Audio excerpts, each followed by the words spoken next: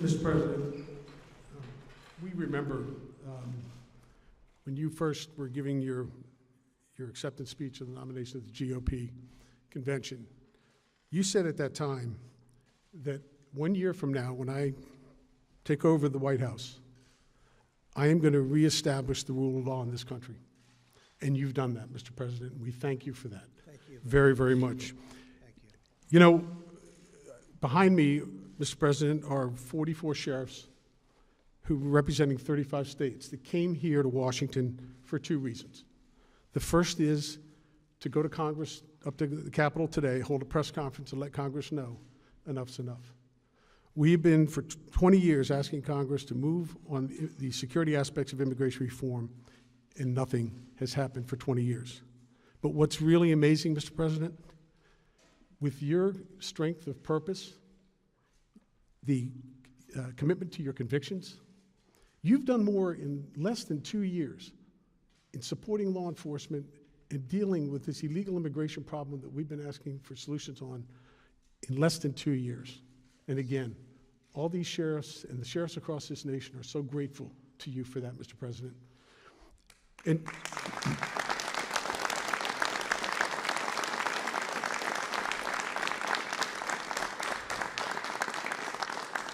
And like so many of the promises that you made, you have come through, and the energy that you've put behind law enforcement in supporting us on our partnerships with 287G, going after MS-13 and getting them out of our neighborhoods, to building the wall, Mr. President,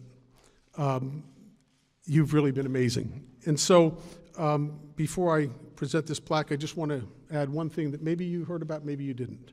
But when we were on the Hill today, we announced that the National Sheriff's Association has done a crowdfunding page to raise money and mobilize the citizens of this nation to get behind you, to get behind the sheriffs, to build this wall. So in having said that, I would like to present this to you, Mr. President, because it's not surprising for any of the sheriffs who are here that shortly after you took office, people started saying, the citizens and members of the media saying, there's a new sheriff in town. And that's an endearing statement, and all these sheriffs know it. Because what it denotes is that there are problems, and somebody is coming in that's going to be able to fix those problems. You've done that, Mr. President. We can't thank you enough for your support. You said you have our back, and the sheriffs across this nation have yours. And God bless you, and thank you, Mr. President. Very much.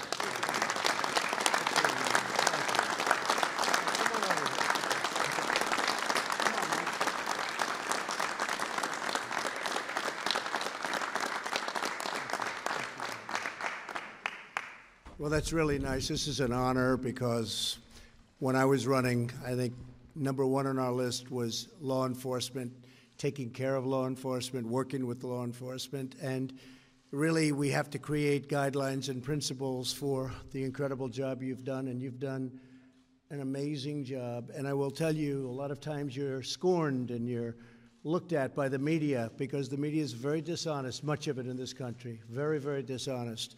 And the job that you've done in light of all of the things that you have to go through, I guess a little bit like me also, but I will say that you have been really outstanding, incredible people.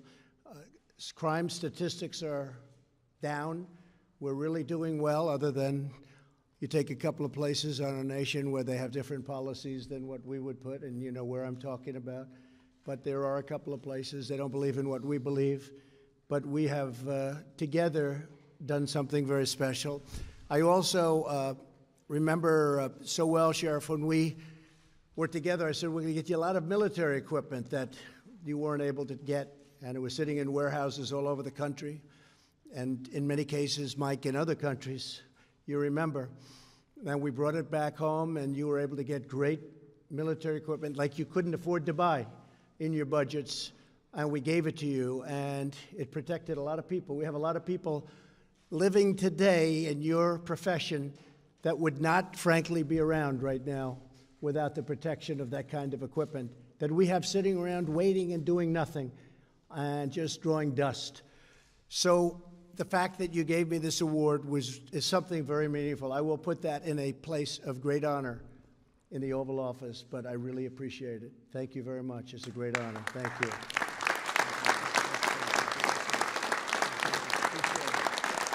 Thank you all.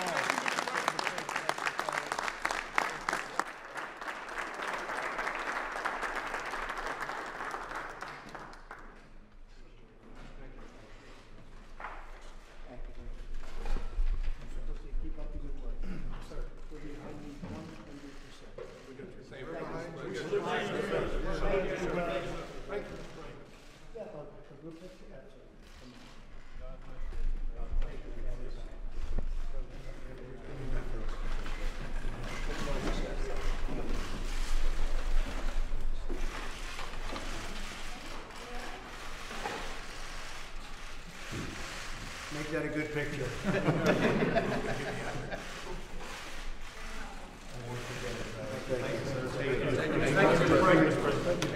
We support you, sir.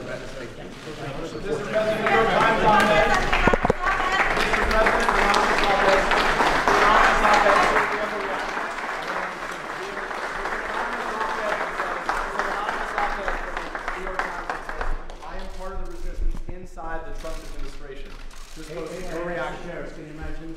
We have somebody in what I call the failing New York Times that's talking about he's part of the resistance within the Trump administration. This person This works is for the what we have to administration. deal they say. with. And, you know, the dishonest media, because you people deal with it as well as I do, but it's really a disgrace. I will say this. Nobody has done what this administration has done in terms of getting things passed and getting things through. An article was just printed, just came out a few minutes ago. Trump breaks the record for budget gridlock wins, scores big wins. So for 20 years, it's a 20-year record. The 20-year record, they call it the fouled up budget gridlock, and scores big win. Here's the thing. So this just came out. So in 20 years, it hasn't been like it is now. We broke it. That's just really positive stuff. And then, in addition to that, point after point after point, if you look, almost 4 million jobs created since the election. More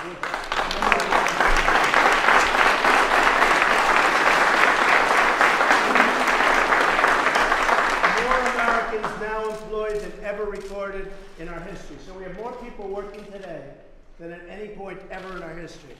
We've created 400,000 manufacturing jobs. Manufacturing jobs are growing at the fastest pace in more than 30 years. Economic growth last quarter was 4.2%, and as you people know, it was headed down big, and it was a low number, very low number. It would have been, in my opinion, it would have been less than zero. It was heading to negative numbers. New employment claims recently hit think of that, the unemployment picture in the country is the best it's been in 49 years. African American unemployment lowest in the history of our country. Asian American unemployment lowest in the history of our country. Hispanic American unemployment lowest in the history of our country. I mean, I'm just looking at these, just point after point.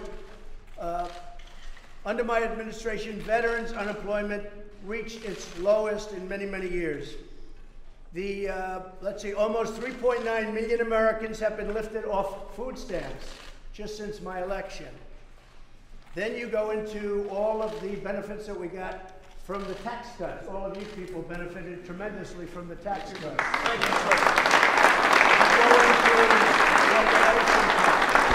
You go into right to try. Right to try is where you have the right, if a person's terminally ill, you have a right to go and try and see whether or not a drug that's not approved yet can be used and utilized. They didn't allow that.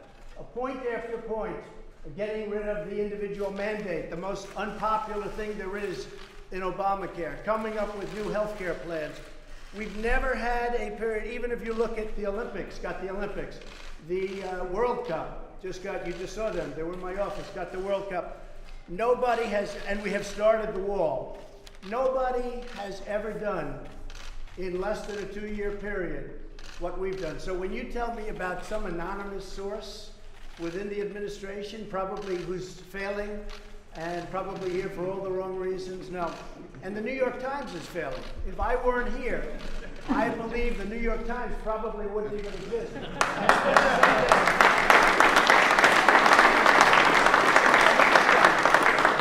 And someday when I'm not president, which hopefully will be in about 6.5 years from now, the New York Times and CNN and all of these phony media outlets will be out of business, folks. They'll be out of business because there'll be nothing to write and there'll be nothing of interest. So nobody has done what this administration has done. And I agree, it's different from an agenda, which is much different than ours, and it's certainly not your agenda, that I can tell you. Thank you. It's about open borders. It's about letting people flee into our country. It's about a disaster and crime for our country. So they don't like Donald Trump, and I don't like them because they're very dishonest people. Remember this also about the New York Times. When I won, they were forced to apologize to their subscribers. They wrote a letter of apology. It was the first time anybody's ever done it because they covered the election incorrectly. So if the failing New York Times has an anonymous editorial, can you believe it? Anonymous, meaning gutless, a gutless editorial. Should this person We're come doing a forward? great job. The poll numbers are through the roof. Our poll numbers are great. And guess what? Nobody is going to come close to beating me in 2020 because of what we've done.